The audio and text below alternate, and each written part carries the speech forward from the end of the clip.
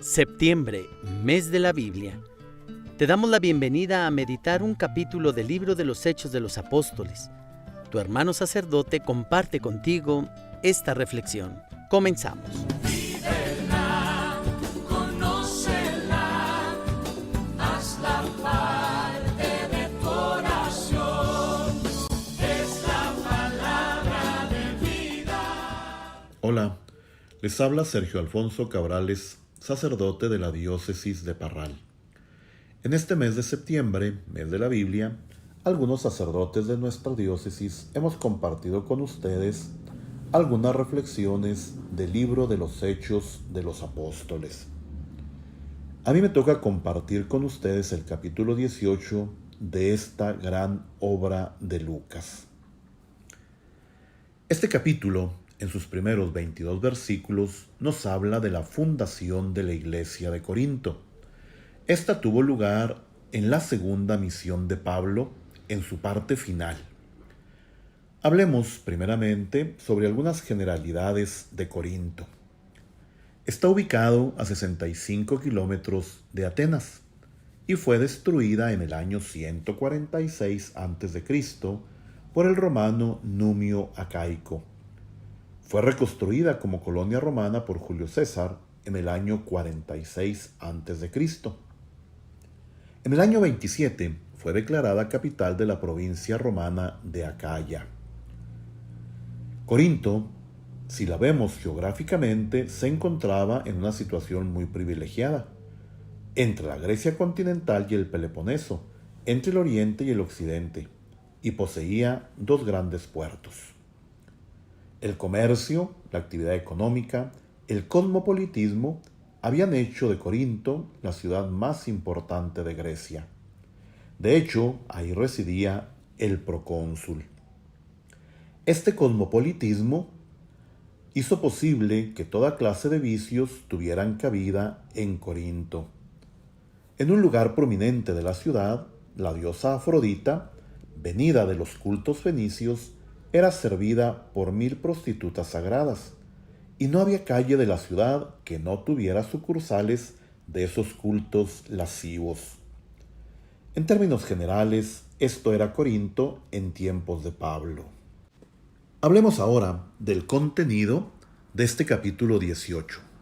Hablemos primeramente de los primeros 22 versículos, que nos hablan, como les comenté anteriormente, de la fundación de la iglesia de Corinto. En los versículos 2 y 3 encontramos los primeros días de Pablo en Corinto.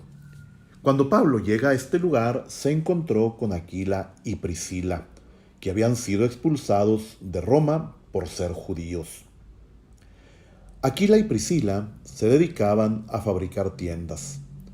Ahí encontró Pablo un lugar. Se hospedó con ellos en su casa.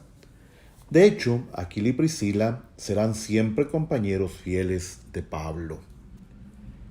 En los versículos del 4 al 7 encontramos precisamente a la palabra de Dios en medio de Corinto, proclamada por Pablo.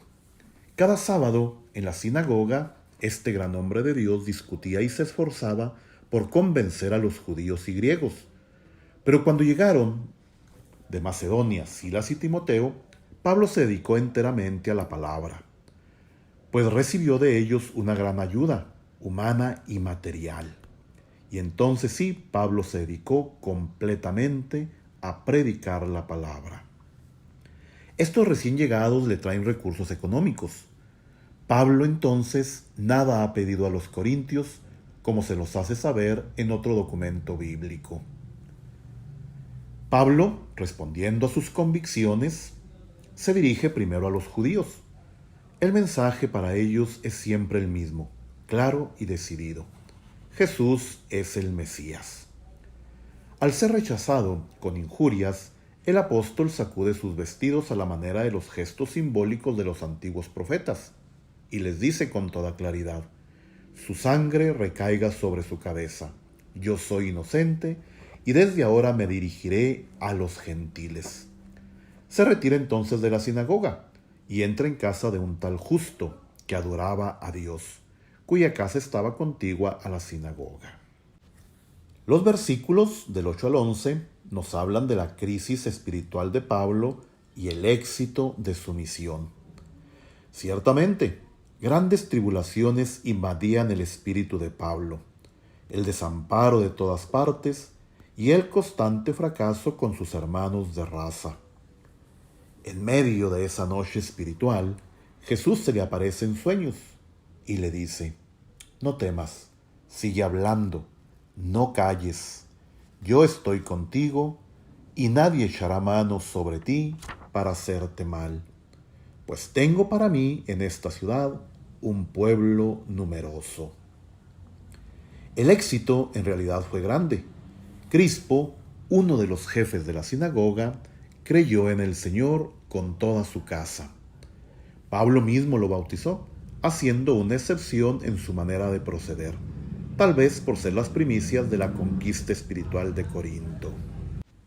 Pablo mismo revela que no fueron los sabios, ni los nobles, ni los poderosos los que abrazaron la fe, sino los necios, los débiles, los plebeyos y despreciados del mundo.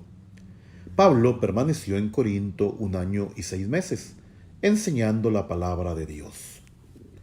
En 18 meses, Pablo consiguió implantar definitivamente la cruz en plena ciudad pagana. Y lo que es más, el Espíritu Santo se mostró espléndido en sus dones y carismas, haciendo de Corinto una comunidad exuberante y fervorosa. Ya los versículos del 18 al 22 nos muestran a Pablo de Corinto hasta Antioquía. De Corinto, Pablo parte con Aquila y Priscila rumbo a Éfeso, y al llegar a Éfeso se separa de sus compañeros y aprovecha la oportunidad para entretenerse con los judíos en la sinagoga. Estos le instan a que permanezca, y Pablo les deja muy claro: volveré otra vez si Dios quiere, y se embarca dejando Éfeso. Ya los versículos del 23 al 28, con el cual termina el capítulo 18, nos narran el principio de la tercera misión de Pablo. Esta misión abarca de la primavera del año 53 a la fiesta de Pentecostés del año 58. Bendiciones.